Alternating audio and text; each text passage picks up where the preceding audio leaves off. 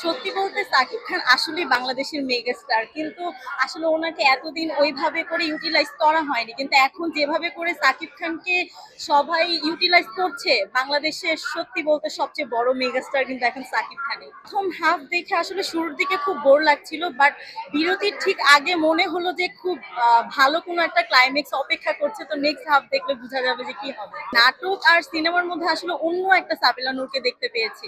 মানে গ্রামের একটা মেয়ে, ওর লুক যেটা ছিল আসলে অনেক ডিফারেন্ট ছিল। আর সাকিব খানের মতো একটা অ্যাক্টরের পাশে তাকে আসলে খুব সুন্দর মানিয়ে গিয়েছে, ভালো লেগেছে। ফার্স্ট হাফে জয়া আহসান এক্সিলেন্ট ছিল সত্যি বলতে যেটা, এবং ঠিক বিরতির আগে মনে হয়েছে জয়া আহসান এখানে আহ দুর্দান্ত কোনো একটা কিছু করতে যাচ্ছে। তো বাকিটা দেখলে বোঝা যাবে যে কি হবে। কিন্তু এখন পর্যন্ত আমরাও শুনেছি যে আরফান নিশো আছে, সিয়াম আহমেদ আছে, আমরা খুব এক্সাইটেড যে নেক্সট হাফে কি হবে, ওরা আসলে কি করবে এবং কোন ক্যারেক্টারে আসবে। তো পুরোটা দেখলে বোঝা যাবে। তো মনে হচ্ছে নেক্সট হাফে খুব ইন্টারেস্টিং কিছু অপেক্ষা করছে। সত্যি বলতে সাকিব খানের প্রিয়তমা মুভিটা দিয়েই কিন্তু সাকিব খানকে আমরা ওইভাবে করে সবার নজরে এসেছে। এরপর যদি বলি তুফান, এখন তাণ্ডব, সাকিব খানকে যেভাবে ইউজ করা হচ্ছে এখন, সাকিব খান যেই পর্যায়ে আছে আমার মনে হয় না ওনাকে টক্কর দেওয়া সম্ভব, ওনাকে কেউ টক্কর দিতে পারবেও।